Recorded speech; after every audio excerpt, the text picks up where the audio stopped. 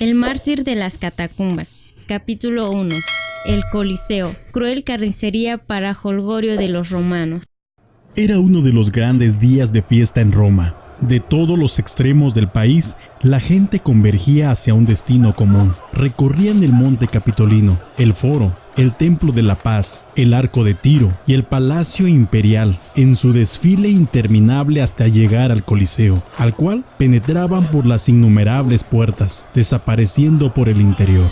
Ahí se encontraban frente a un escenario maravilloso. En la parte inferior de la arena interminable se desplegaba rodeada por incontables hileras de asientos, que se elevaba hasta el tope de la pared exterior que bordeaban los 40 metros. Aquella enorme extensión se hallaba totalmente cubierta por seres humanos de todas las edades y clases sociales. Una reunión tan vasta, concentrada de tal modo en la que solo se podía distinguir largas filas de rostros fieros que se iban extendiendo sucesivamente, constituía un formidable espectáculo que en ninguna parte del mundo ha podido igualarse y que había sido ideado, sobre todo, para aterrorizar e infundir sumisión en el alma del espectador. Más de 100,000 almas se habían reunido aquí, animadas por un sentimiento común e incitados por una sola pasión, pues lo que le había traído a este lugar era una ardiente sed de sangre de sus semejantes. Jamás se hallará un comentario más triste de esta alardeada civilización de la antigua Roma que este macabro espectáculo creado por ella. Ahí se hallaban presentes guerreros que habían combatido en lejanos campos de batalla y que estaban bien entrenados, de lo que constituía actos de valor. Sin embargo, no sentían la menor indignación ante las escenas de cobarde opresión que se desplegaba ante sus ojos. Nobles de antiguas familias se hallaban presentes ahí, pero no tenían ojos para ver estas exhibiciones crueles y brutales, el estigma sobre el honor de su patria. A su vez, los filósofos, los poetas, los sacerdotes, los gobernadores, los encumbrados, como también los humildes de la tierra, atestaban los asientos. Pero los aplausos de los patricios eran tan sonoros y ávidos como de los plebeyos. ¿Qué esperanza había para Roma cuando los corazones de sus hijos se hallan íntegramente dados a la crueldad y a la opresión más brutal que se pueden imaginar? El sillón levantado sobre un lugar prominente del enorme anfiteatro se hallaba ocupado por el emperador Decio, a quien rodeaban los principales de los romanos.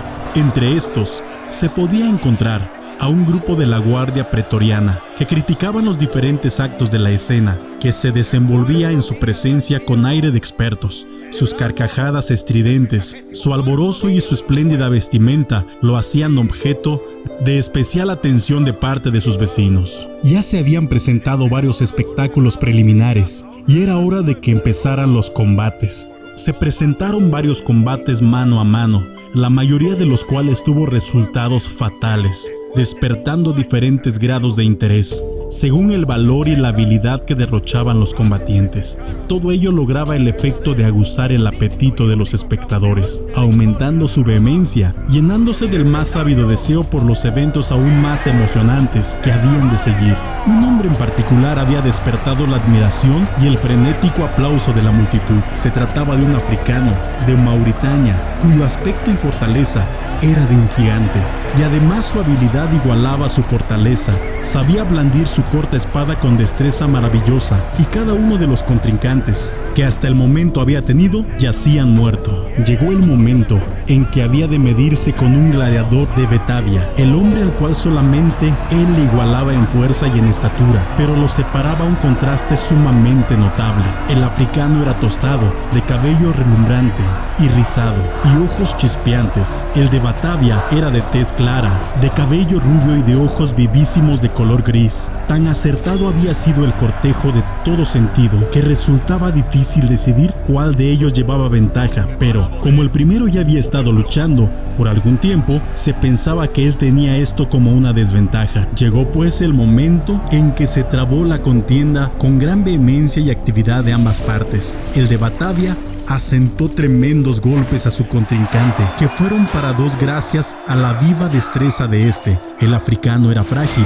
estaba furioso, pero nada podía hacer contra la fría y sagaz defensa de su vigilante adversario. Finalmente, a una señal dada, se suspendió el combate y los gladiadores fueron retirados, pero de ninguna manera ante la admiración o conmiseración de los espectadores, sino simplemente por el sutil entendimiento de que era el mejor modo de agrandar al público romano. Todos entendían naturalmente que los gladiadores volverían. Llegó el momento en que un gran número de hombres fue conducido a la arena. Estos todavía estaban armados de espadas cortas. No bien pasó un momento cuando ya ellos habían empezado el ataque. No era un conflicto de dos bandos opuestos, sino una contienda general, en la cual cada uno atacaba a su vecino. Tales escenas llegaban a ser las más sangrientas, y por lo tanto, las que más emocionaban a los espectadores.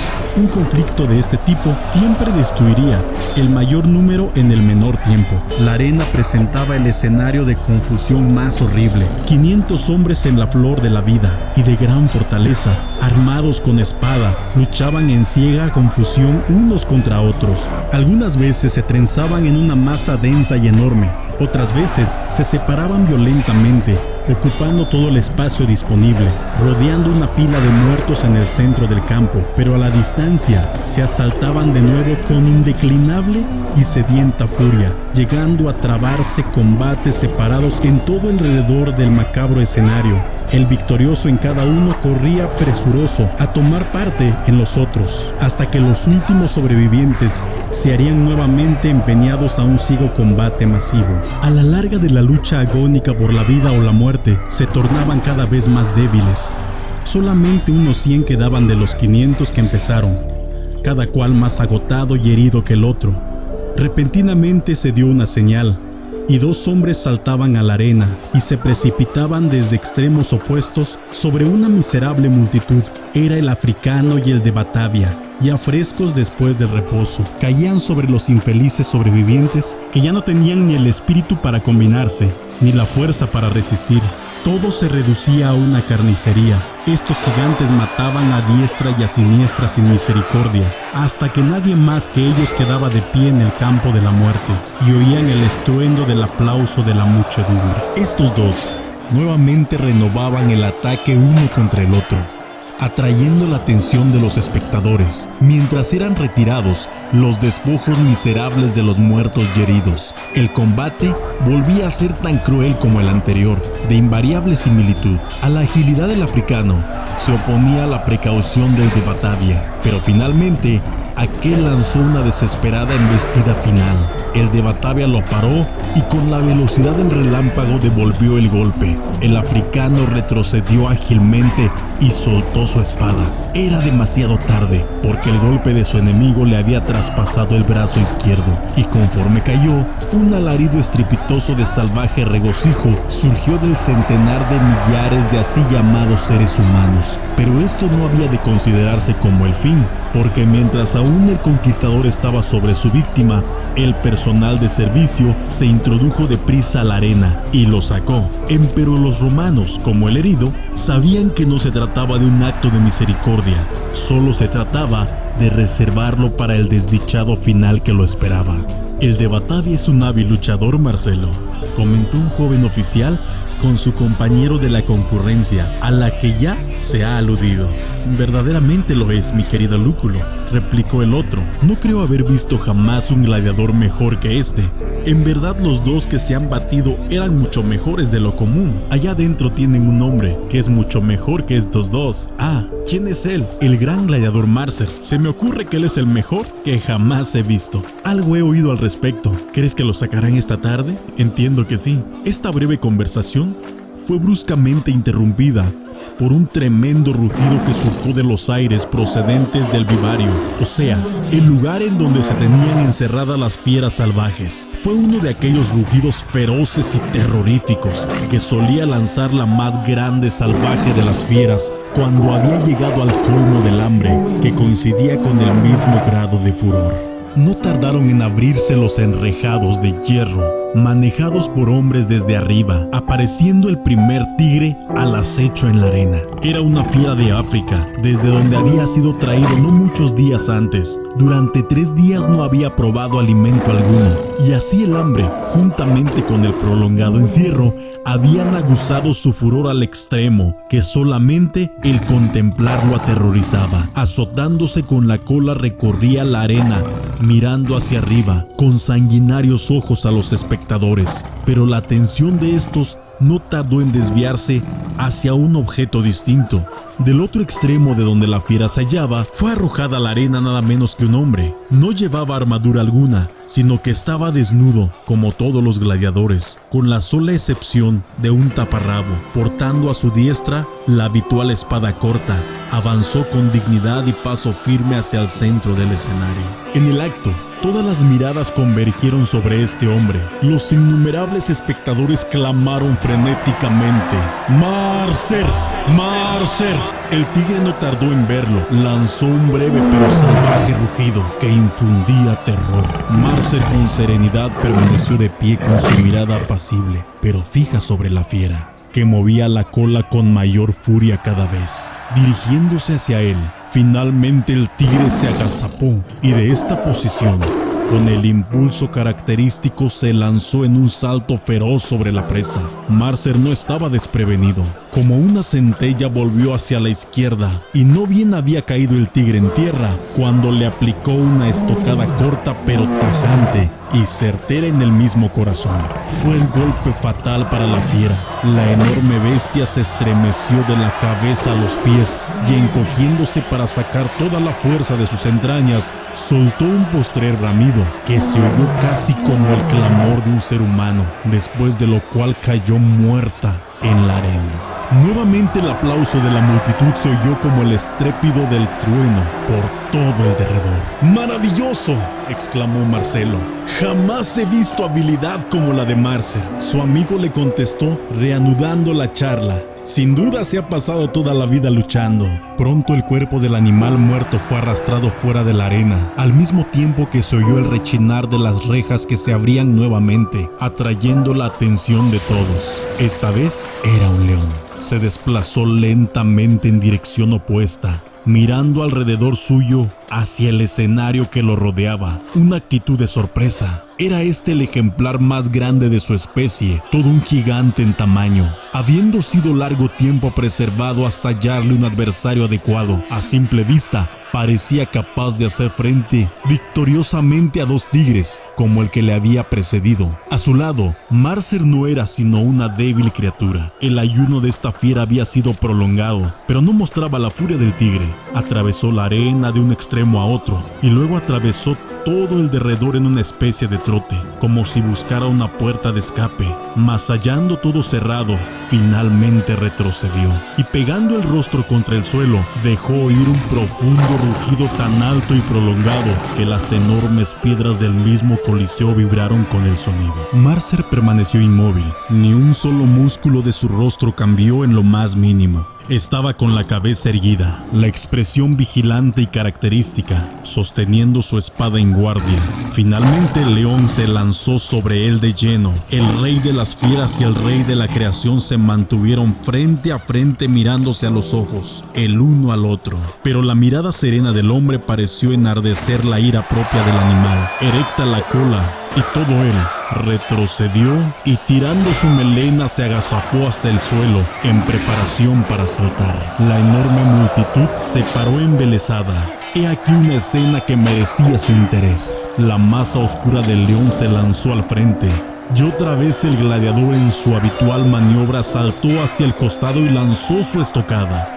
Pero esta vez la espada solamente hirió una de las costillas y se le cayó de la mano. El león fue herido ligeramente, pero el golpe sirvió solo para levantar su furia hasta el grado supremo. Sin embargo, Marser no perdió ni un ápice de su característica calma y frialdad en ese momento tremendo. Totalmente desarmado, en espera del ataque, se plantó delante de la fiera. Una y otra vez el león lanzó sus feroces ataques y cada uno fue evadido por el ágil gladiador, quien con sus hábiles movimientos se acercaba ingeniosamente al lugar en donde estaba su arma hasta lograr tomarla de nuevo. Y ahora nuevamente armado con su espada protectora, esperaba el zarpazo final de la fiera que respiraba muerte.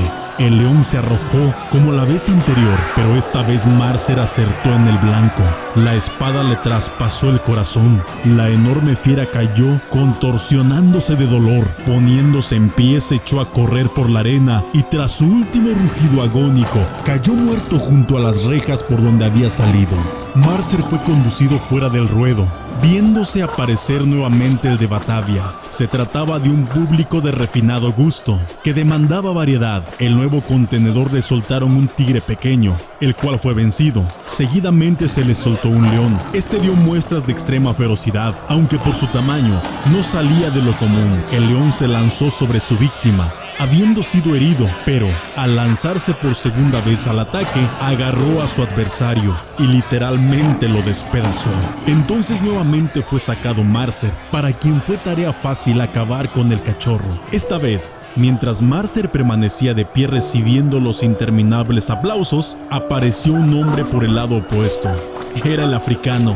Sus brazos ni siquiera se habían vendado, sino que colgaba a su costado, completamente cubierto de sangre. Se encaminó titubeando hacia Marser, con penosos pasos de agonía. Los romanos sabían que este había sido enviado sencillamente para que fuese muerto. Y el desventurado también lo sabía, porque conforme se acercó a su adversario, arrojó su espada y clamó en una actitud más bien de desesperación: «¡Mátame pronto!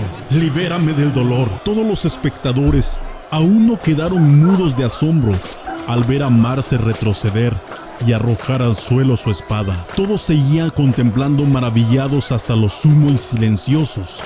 Y su asombro fue aún mayor cuando Marser volvió hacia el lugar donde se hallaba el emperador y levantando las manos muy alto clamó con voz clara que a todos alcanzó: «Augusto emperador, yo soy cristiano.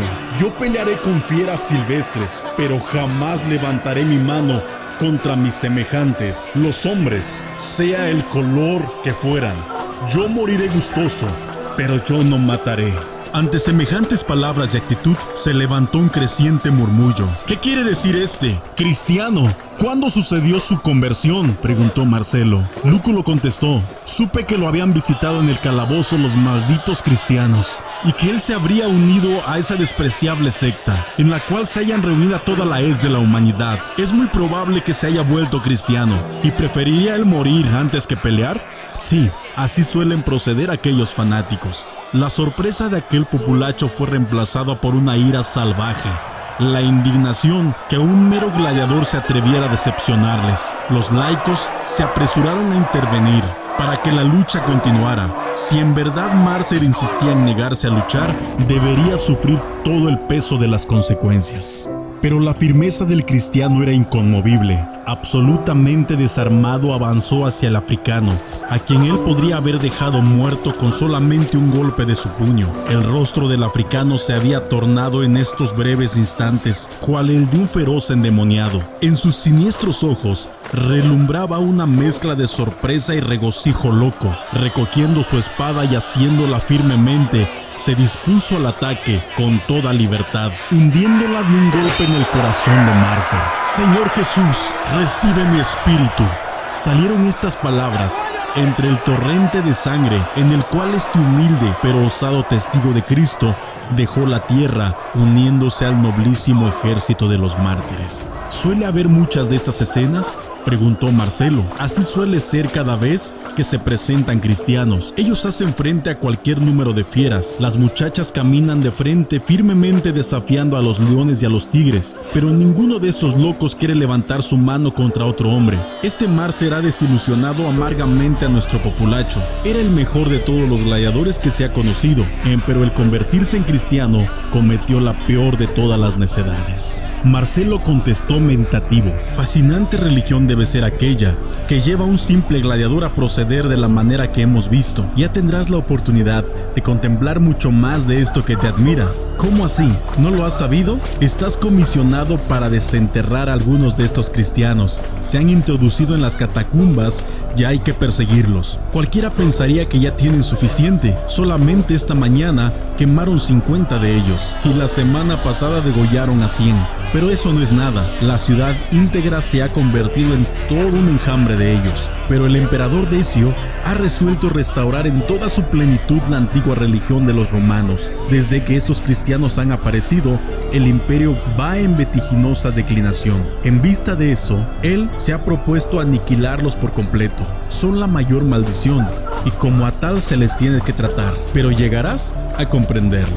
Marcelo contestó con modestia: yo no he recibido en Roma lo suficiente, y es así que no comprendo qué es lo que los cristianos creen en verdad. Lo que ha llegado a mis oídos es que casi cada crimen que sucede se le imputa a ellos. Sin embargo, en el caso de ser como tú dices, he de tener la oportunidad de llegar a saberlo. En ese momento una nueva escena le llamó la atención. Esta vez entró en el escenario un anciano, de figura inclinada y cabello blanco plateado. Era de edad muy avanzada. Su aparición fue recibida con gritos de burla e irrisión, aunque su rostro venerable y su actitud digna hasta lo sumo hacía presumir que se le presentaba para despertar admiración. Mientras la risotada y los alaridos de irrisión herían sus oídos, él levantó su cabeza al mismo tiempo que pronunció unas palabras. ¿Quién es él?, preguntó Marcelo.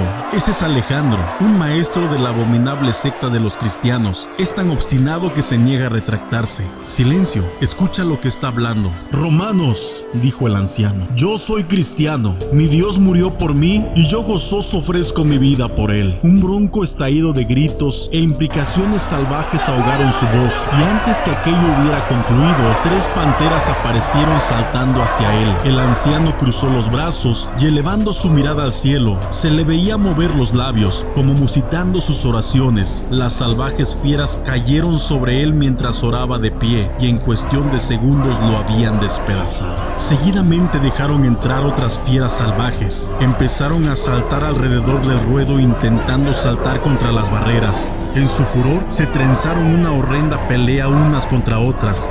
Era una escena espantosa. En medio de la misma fue arrojada una banda de indefensos prisioneros, empujados con rudeza. Se trataba principalmente de muchachas, que de este modo eran ofrecidas a la apasionada turba romana sedienta de sangre. Escena como esta habrían conmovido el corazón de cualquiera en quien la última traza de sentimiento humano no hubiese sido anulada. Pero la compasión no tenía lugar en Roma. Encogidas y temerosas, las infelices criaturas mostraban la humana debilidad natural al enfrentarse con muerte tan terrible. Pero de un momento a otro, algo como una chispa misteriosa de fe las poseía y las hacía superar todo temor. Al darse cuenta las fieras de la presencia de sus presas, empezaron a acercarse. Estas muchachas, juntando las manos, pusieron los ojos en el cielo y elevaron un canto solemne e imponente que se elevó con claridad y bellísima dulzura hacia las mansiones celestiales. Al que nos amó